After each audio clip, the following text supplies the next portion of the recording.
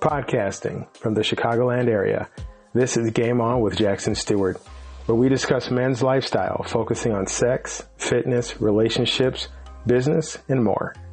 We'll be interviewing the best of the best, the hot shots, and the rising stars in the worlds of modeling, fitness, cooking, and more. Influencers who are discussing keeping it sexy while at the top of their game.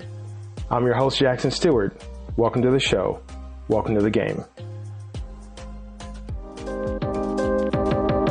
Follow Game On with Jackson Stuart on YouTube at Game On with Jack, on the official blog www.gameonwithjack.blog, and at the new store www.gameonwithjack.shop. Keep it sexy and game on. What if you could be a better player for the cost of one more cup of coffee a month?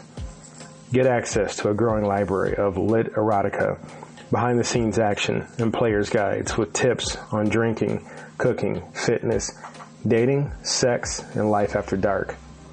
Low tier rate while offer lasts. Patreon.com, Game On with Jack. Keep it sexy and game on.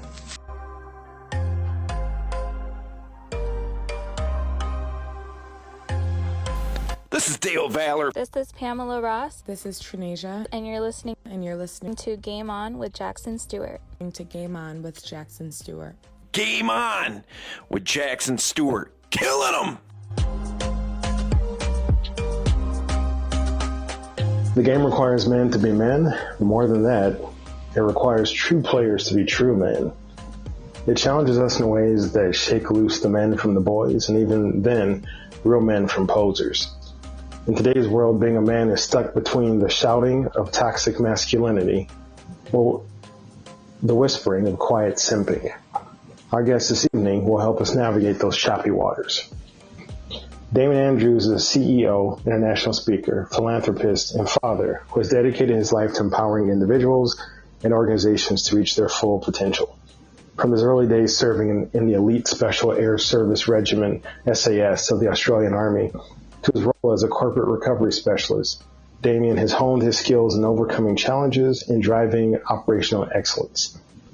As the founding CEO of the Family Peace Foundation, Damian is committed to creating a harmonious relationship and fostering safe environments for individuals and families.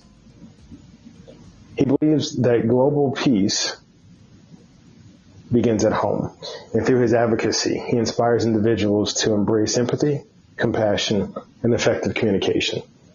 He is also the founder of Damian Andrews' Growing Revenue and Profit, where he demystifies the complex steps to business growth and offering simple yet powerful strategies. Furthermore, Damian is the visionary founder of Share.Care, an inclusive global community that shares experiences, strength, and hope to create strong, healthy, and inspiring relationships. Additionally, Damian Andrews is the driving force behind Be Manly and the Legends of Humanity. This fellowship of inspiration empowers boys and men to embrace their unique qualities, unlocking the full power of their manhood. Damian encourages courageousness, intelligence, sensitivity, compassion, and kindness as essential attributes for personal growth and positive impact. Damian Andrews is also our guest this evening. All right, guys, you've heard the introduction and biography. Now join me in welcoming to Game On the brilliant, the powerful, the patient, because of all of the planning we've done, and the driven Damian Andrews. Damian, how are you doing? I'm doing fabulous, thank you. Thank you for having me on the show. It's a great honor to be here and share with your listeners and talk to them. Thank you. The honor is all mine. Thank you very much. So first up, tell the audience what platform and by what name they can most find you. Finding me is pretty simple. Just in any search engine, write Damian Andrews, and I'll be, as far as, well, last time I looked, I'm every link on the front page. Who looks beyond the front page? But just certainly put me in there, or you can go to damianandrews.com. You can find me there, which is my main business website. And for my foundation, I have Share.Care, which is SHAIR.care. That's the website as well, which stands for Strong, Healthy and Inspiring Relationships. You'll find details about the organisation, which is a global community sharing experience, strength and hope to create strong, healthy and inspiring relationships. And we've just recently launched the Be Manly subset of that, which is not on the page is not there by the time this goes to air. It might be, but you can find, if you go to YouTube and put in Be Manly and the Legends of Humanity, you'll find the Be Manly page there, and you can also find it under Patreon under patreon.com/Be Manly. Yeah, we'll make sure we run all those links with your show. Now, for people who don't know, where are you from and where did you grow up? I'm in Melbourne, Australia at the moment. I grew up in a small country town in country Victoria. Spent most of my time riding my bike around and going off jumps and doing kiddie things. And then I was at school, and my dad said that I wasn't allowed to leave because I didn't like being at school. I liked learning, but I didn't like being at school. And my dad said I wasn't allowed to leave school unless I had a job. And about I think 2 weeks after that, the Army recruitment people came around to my school, and I signed up and I joined the Army, and I travelled around and did a bunch of things moving away from home. Now, how do you go from little Damian Andrews in the country, riding his bike around, doing jumps, to the Army, to what I believe may be the longest biography I've ever read from a guest? That's by no means an insult. You have a wide variety of experience and background. How do you go from, small kid in the country to the Army to several organizations that you're the CEO of, plus this initiative of empowering men to be not just men, but to be the right kind of men? Like, what's that journey?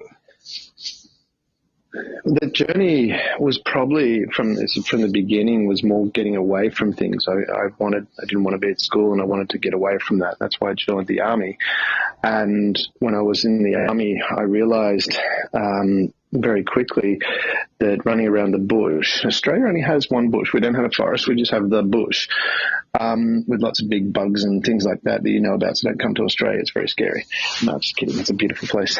And I realized quickly that wasn't really what I wanted to do.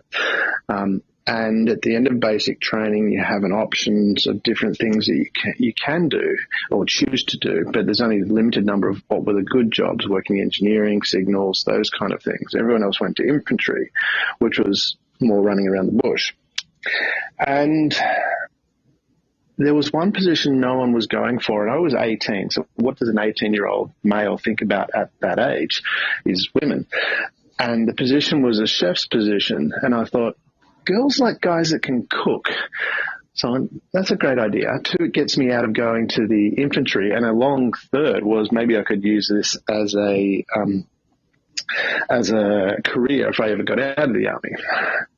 So I went to the chef's school as part of the Army, and while I was there, one of the instructors asked a friend of mine who was in my course with me, did he want to go to Perth?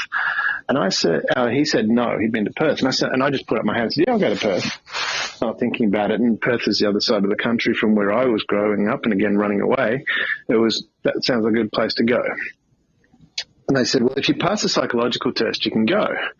I didn't even think about it. I just went, yeah, no problem. I'll do it.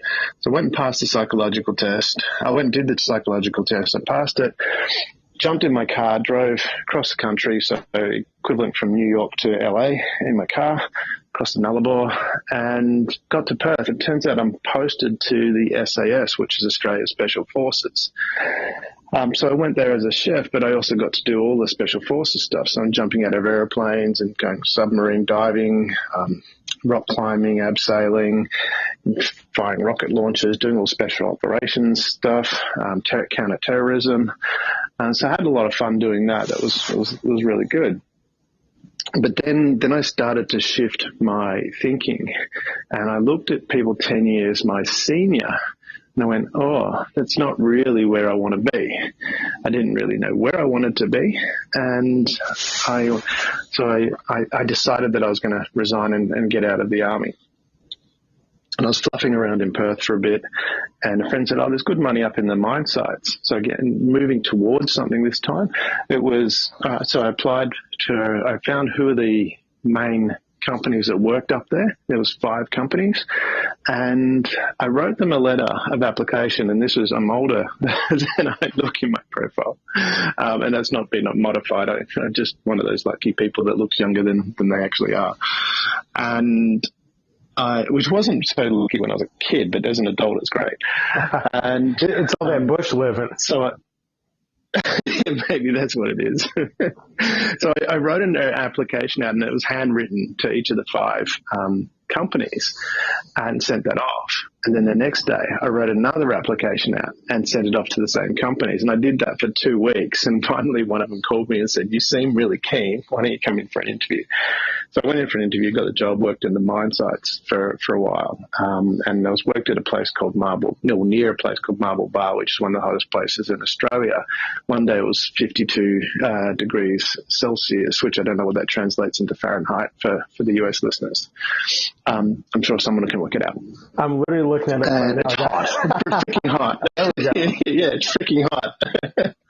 So what did it work out to be? Because I know it's bloody hot. Although it wasn't too bad because it was a dry heat. It was a desert heat. It's kind of like your Phoenix area. Just really, really dry.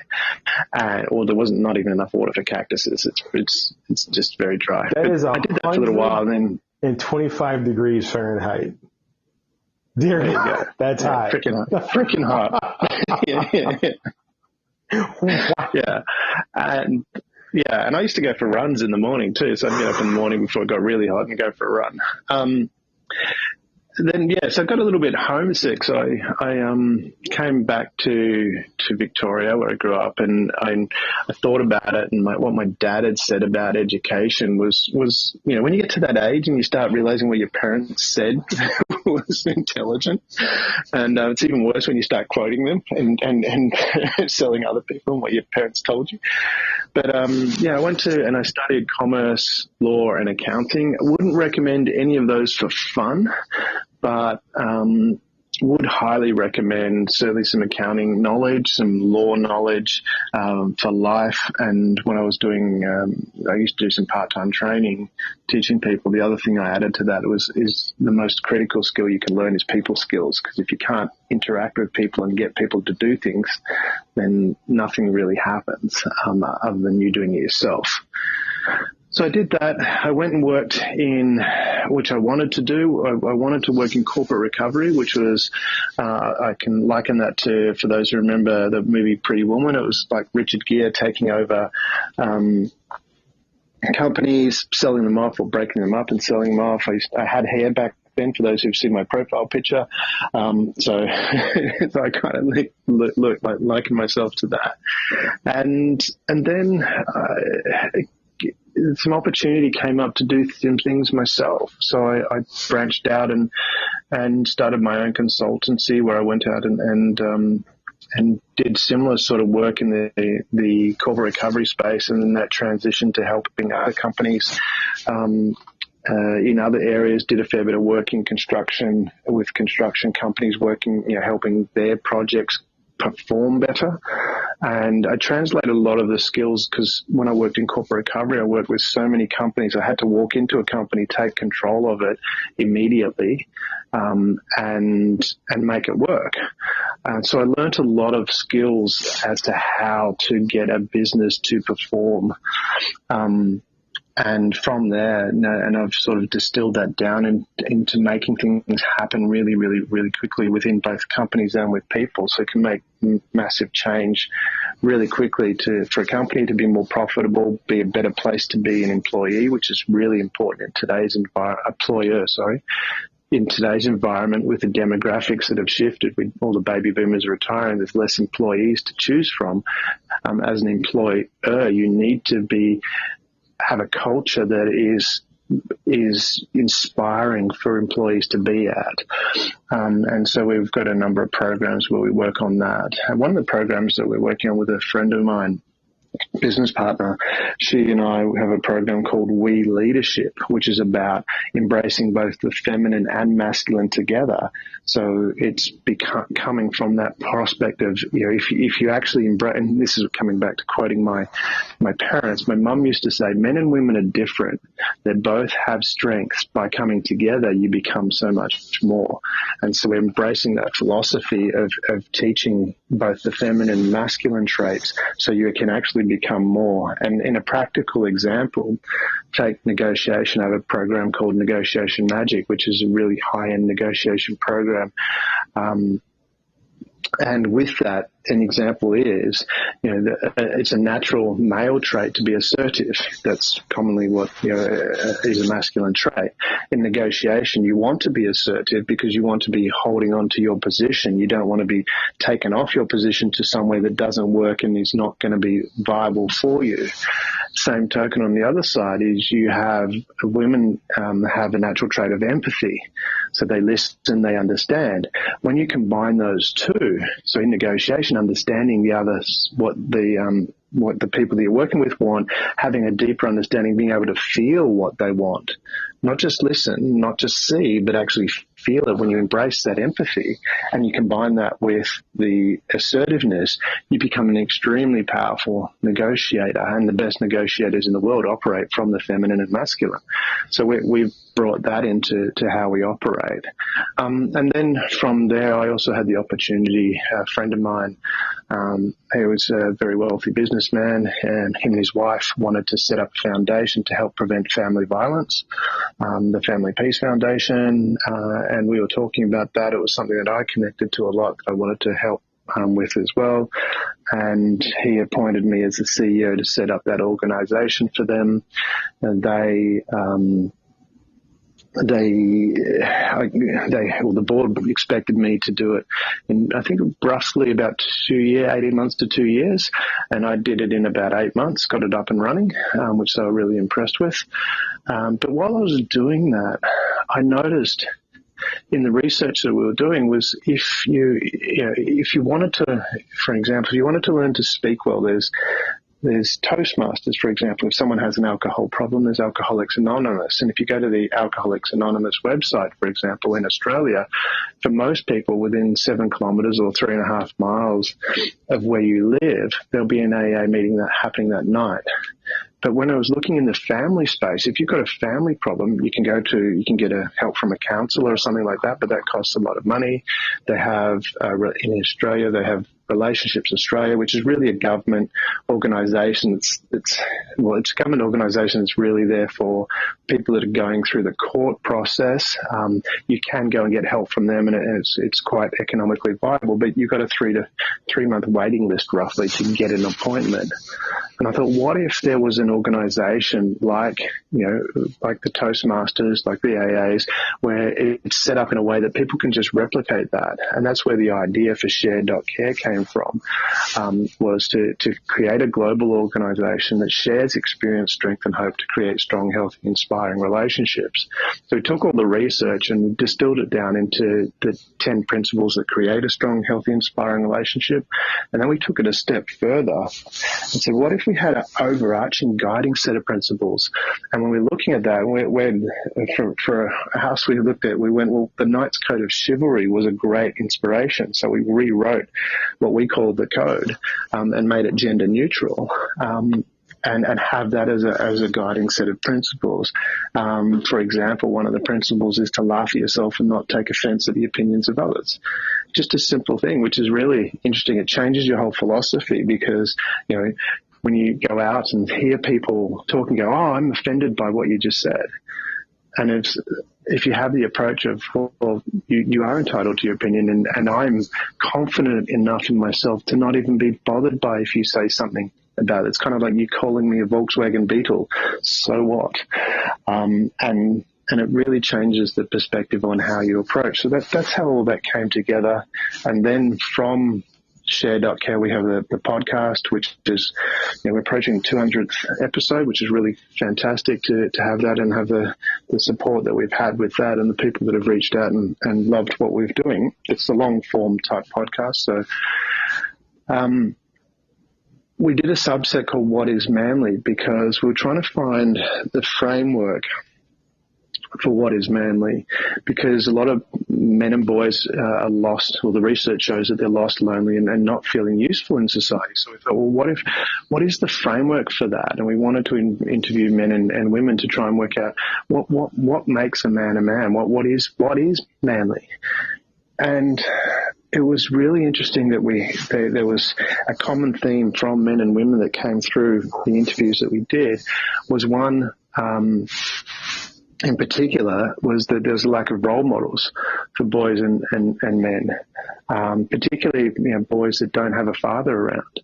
And so we thought, well, what if we create a hub of inspiration? There's a lot of great people out there doing great work. What if we put, just create a hub where you can have one place where people can go, there's so-and-so over here that they can connect with, or someone over there. And the other point that came out of it was being manly and it was put wonderfully, I think it was Jack Kammer from America who put this out. He just said there's 3.97 billion men on the planet. There's 3.97 billion ways of being manly. Being manly is about being true to yourself, behaving true to yourself. And so that's what we wanted to do, is create a hub of inspiration where we can inspire boys and men to be themselves. Just be you, because especially if you're in, operating, or if you want to be an employee, if you want to be a business owner, the best thing that you can do is be yourself, because there's no one else like you. If you're you, then you have a complete unique marketing tool, because there is no one that is like you. And that's where we coined the word authenticity. You want to, not authenticity, authentic. You want to be authentic, where you're authentic. So we call it authentism, where you are authentic to who you are and take that out into the world. So that's a snapshot actually of my journey. There's a whole point where I worked in marketing and did a whole bunch of other stuff and things like that in there as well. I was actually also at I did some film and television work. I went to the same acting school as Hugh Jackman when Hugh Jackman was there. He wasn't Wolverine then, but he was a really lovely guy. And so there's a lot of other bits and pieces in there, but that's probably the main thread of my background. So before we get into, because I've got a question I'm dying to ask, but before we get into that one, who are some of the influences that you have found you've either modeled some of your journey or some of your current work after, or that you refer to their material when maybe you're feeling off course from, the journey that you've picked for yourself? Yeah, that's a really good question. I love that you've asked that.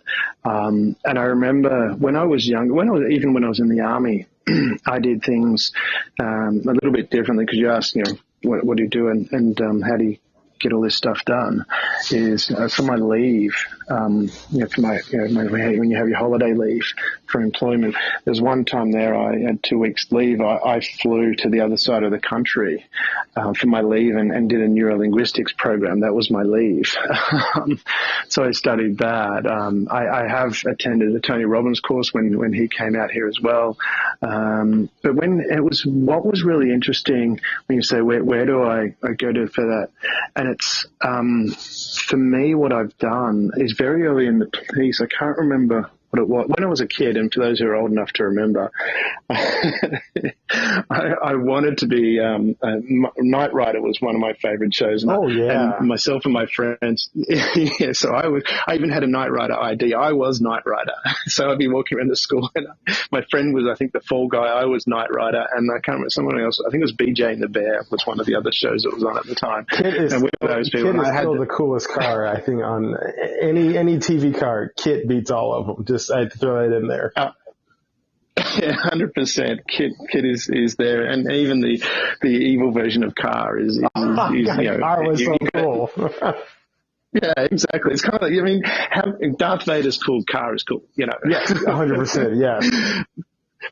I have a 14-year-old son, and he identifies with Darth Vader, so it's like, yeah, okay, I get it. Car was there's a coolness. One of the things that made Car so cool is we sound we're probably roughly about the same age. I remember falling in love with Transformers growing up. And I loved Optimus Prime. Well, the voice of Optimus Prime, who's voice actor Peter Cullen, did the voice of Carr. Yeah, exactly. That's right. So I'm like, I love that. That's an awesome story, isn't it? Two of my favorite, vehicles are voiced by the same guy. So, I mean, all right. So we both just nerded out right there, but I'm sorry. You were, we can nerd out. Yes. Michael Knight. Yes. You were giving your great answer and I jumped in there with Kit and Michael Knight trivia, but sorry about that. No, but you're highlighting the point there that this was the thing as a kid.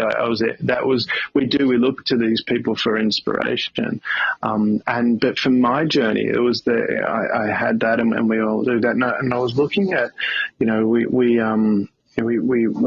you look at a lot of movies, the way the movies are written, and it's because for some reason within inside us, we feel we're lacking. So we want to emulate that. We want to emulate that hero because for some reason we believe we're lacking. I'm not sure. Don't remember exactly where it is, where it happened. But I made the shift of, instead of going, I want to be inspired by this person, I'm going to be the Damian Andrews. That is who I'm going to be. And that transition happened in a number of different ways. As one, I have my own personal mission statement, which is to enjoy life and share in the joy of others, to learn something daily that helps me had to be overachieve, and to confidently and compassionately act from my values of honesty, excellence, and understanding. And from that, and there was another shift that I had, because they say the boy doesn't become a man until his father dies. Now, my dad, died for me. He's still alive, and we have a fantastic relationship. But there was a time there where I was in between houses. I bought a house, sold a house, and it didn't line up, and I was staying with my dad. And I was in the kitchen, and this is not a plug for a particular brand of chips, but I'd bought my own food, and I bought some Pringles chips, and I was eating them in the kitchen. Now, my dad's quite frugal, and he normally buys the no-name brand of chips. And so he walked in the kitchen, I'm eating Pringles, and he said to me, "What do you buy them for? They're expensive." And I didn't get defensive. I didn't justify. I just owned it and said, "I like them." And he goes, "Yeah, but they're expensive." And I said, "Yeah, but I like them." Again, not defensive, not anything, not needing to justify. It was just, this is who I am. And he kind of looked at me and nodded his head. And it was almost, we shared this thing. He goes, it was like, "You're an adult now. You can make your own choices." And our relationship shifted from that point and now we have, he wrote me, he was on a board and he wanted to resign from the board, and he wrote me a letter and sent it to me and said, "Look, can you just proofread this for me?" And we have that relationship where we bounce up. We don't speak all the time. Sometimes we won't speak for months because we're busy doing our own thing, but we have a completely different relationship. And that's where I made that shift. One of the other key things that I had was I was fortunate enough to have some really, really good mentors in business. And one of the mentors I had was Greg Larson, who was the managing director and chairman of BP. And I would always ask him for advice, and usually by text, because getting on the phone was difficult. And I'd send him a message by text, and I think he'd respond 2 or 3 days later, which I think he deliberately did to make me think about it first before he responded. But I had this meeting coming up, and I was really worried about it. And I think I must have expressed that in the meeting. And I wrote to him and I said, I was worried about, can I speak to you about it straight away, because it's coming up quickly. And he responded straight away, which was unusual. But he wrote to me and he said, "Damian, I think you should back yourself that you'll make the right decision in the moment." Oh, wow. And yeah, that was probably the most powerful advice I ever got. That doesn't mean you'll make, if things are going to go well or go as planned. Right. But just back yourself in the moment that you will choose the right thing to do in that moment, the best that you can do in that moment. Because I think someone once said to me, whatever, in the moment you did the best that you could with the knowledge you had. Always in hindsight, you can look back and do it better, but you didn't have that hindsight knowledge in the moment. And so going out into the world now, whenever I need that source of strength, I turn to my mission statement. What is it that guides me? And this is what we're heading into where we talk about being manly. It's be you. And so what is you? And that becomes your source of strength. And that's become my source of strength. And I go out there and go, one, I'm going to back myself because I'm freaking awesome. I don't walk around telling everyone, I just said it, but I don't, have this puff out my chest, tell everyone I'm awesome. But it's just that belief that you exist, that you are a wonderful person.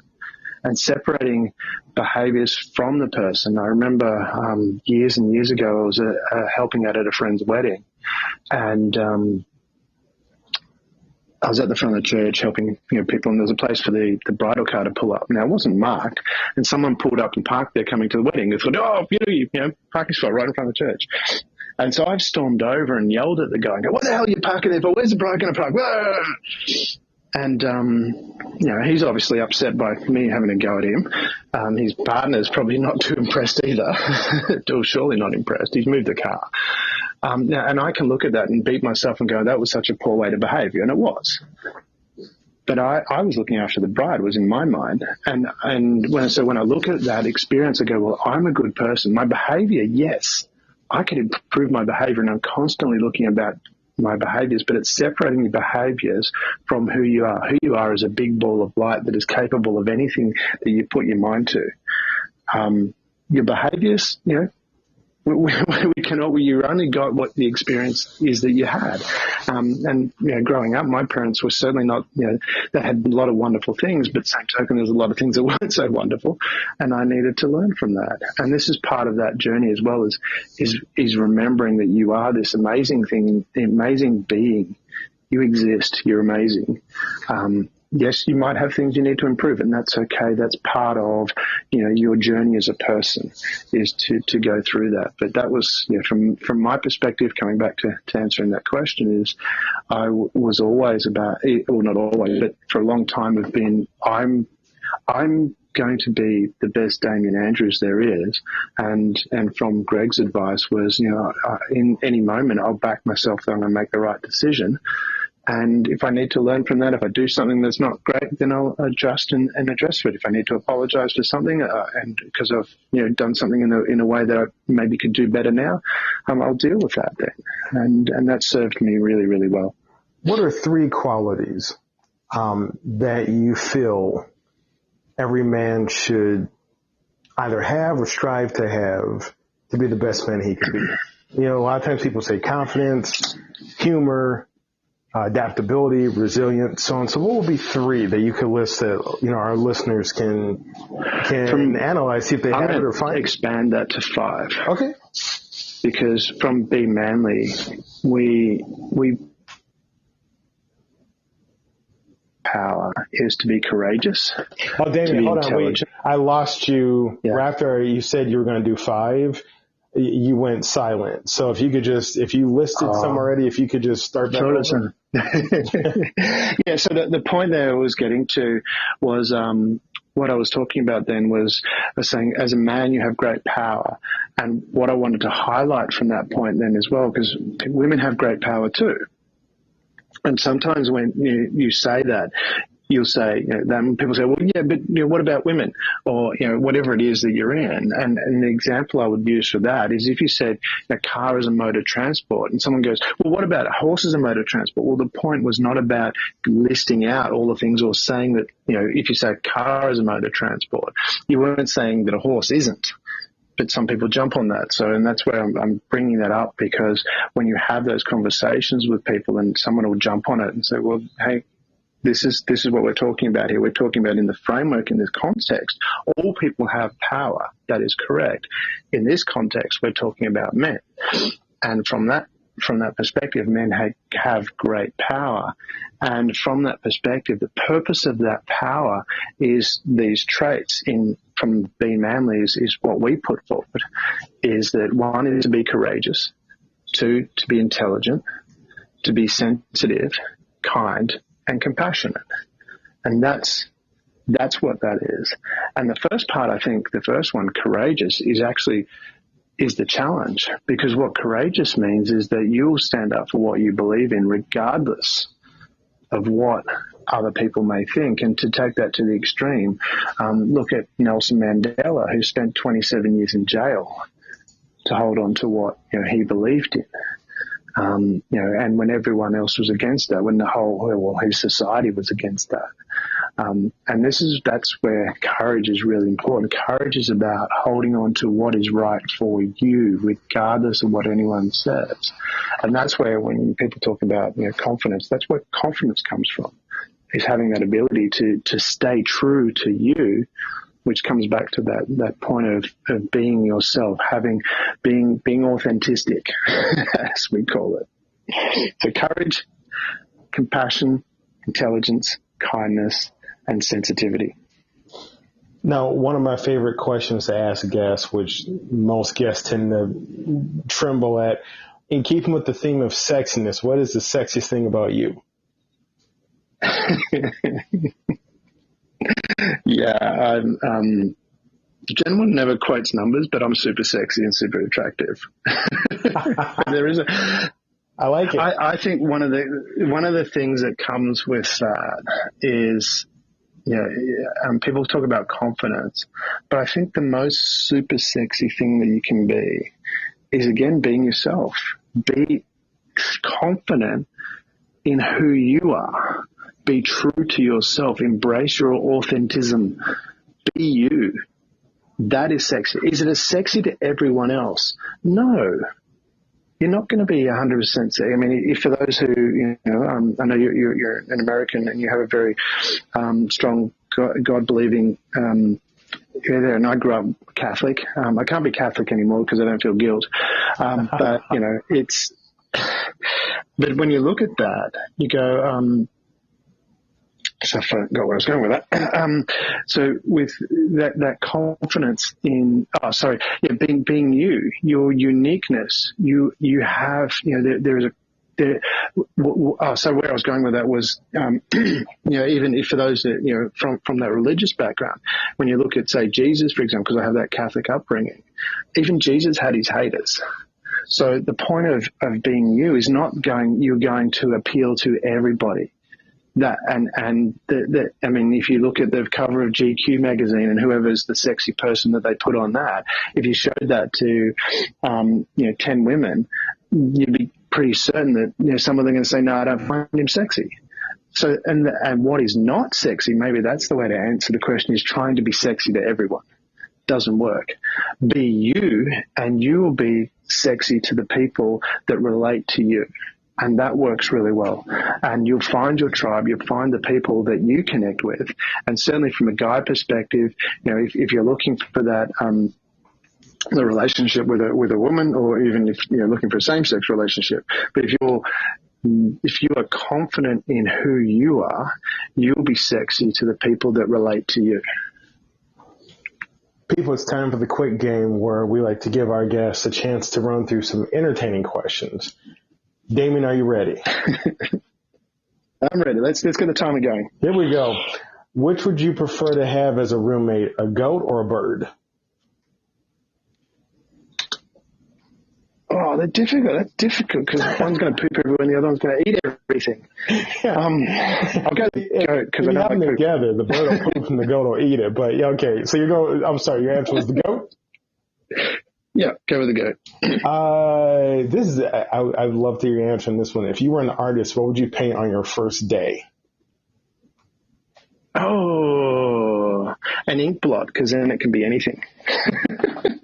Favorite time of day? Morning. Yeah, morning. I was going to guess. I love but I want to couch that with, I remember Pooh Bear talked about, he was talking to Piglet and said, what day is it? And Piglet said, today. And Pooh Bear goes, my favorite day. And that's kind of how I feel about the day. I mean, every part is my favorite because I'm alive and I can do something with it. Well, they say that's why it's called the present, because it's a gift, right? Exactly. But I love that. So I have that picture of Pooh Bear in that conversation going, what day is it? Today. It's my favorite day. If you have 2 extra hours to your day, what do you use them for? The same as I use the rest of it. I'd love to have, my days are long. I do 14-hour days roughly anyway. And I just continue doing the things that I do because I love doing it. I balance my day well. I have fun with my family. I have fun doing the work that I do, and I don't like to call it work, but it's so people can relate to that. I just enjoy doing the things that I do because it has an impact. I run a radio station, so I'm the DJ on that radio station as well. So I have fun doing that. After this, I'll be writing the script for the next show. So I have a balanced day, which I really love, sharing that experience, all the different experiences I have in the day with people, and also my solitude time as well. I do what's called gumping at the beach house. I'm at the beach house at the moment. There's massive lawn, and I bought myself an electric self-propelled mower. I have to walk behind it, and I don't have to push it. And I'll go out there and just have my little solitude, and I'll do what's called gumping. I'm Forrest Gump going up and down the lawn, just having space to myself. I like that, gumping. What flavor of ice cream would you be? Chocolate Royale. If you could only have one food for the rest of your life, what would it be? Chocolate Royale ice cream. Can you name 4 of the 7 dwarves? Grumpy, Sneezy, Sleepy, and Dopey. Very good. A lot of people get stuck on that one. It's surprising. And lastly, I love the movie Snow White and Mary Poppins for 2 reasons. Because they didn't know dopamine existed, but they taught you what you needed to do to have an amazing day every day. In the movie Snow White, when Snow White and the animals are cleaning the house, they sing "Whistle While You Work." In Mary Poppins says to the kids, in every job that must be done, there's an element of fun. Find the fun and the job's a game. But what we realize now, and if you take that, especially for your listeners, this has been my key takeaway, is if you are ever feeling down, think a happy thought. Your body will immediately start producing dopamine and you'll start to feel better. I feel bad because I just remember supercalifragilisticexpialidocious. Lastly, but not least, then my favorite question: who inspires you? I think I'm going to come back to that quote from Greg Larson, a mentor of mine, who said, back yourself that you'll make the right decision in the moment. And I always come back to that. And when I'm doing something, whenever I feel every day, when I'm doing something, there'll be times where I've got to do something and I'll feel, oh, can I do this? And it'll be something that I've probably done 100 times before. Can I do it now? And it's like, well, no, I'm just going to back myself. And I start doing it and I get it, smash it out really quickly. So that would be where I'm inspired by that quote, is just back yourself that you will make the right decision in the moment. Good people, sexy people. That wraps up our interview with, once again, the brilliant, the powerful, the patient, and the driven Damian Andrews. Damian, thank you so much for working out this time, because I know we've been doing time zones. And we'll see you back here again. Thank you so much. Well, yeah, before we go, I just wanted to add, you asked about being sexy, and there's a joke that goes around that you're in the casino and there's this guy there, he's dressed up in a suit and he's got this cocktail and he's talking to all these women, and someone points and says, "Who's that guy?" They said, "Oh, that's just James Bond. He's trying to be Damian Andrews." Folks, he's also... Believe in yourself, guys. Believe in yourself. You are awesome. Believe in yourself. He's also a stand-up. I love it. Damian, thanks so much, man. You take care. You too. Have a wonderful day.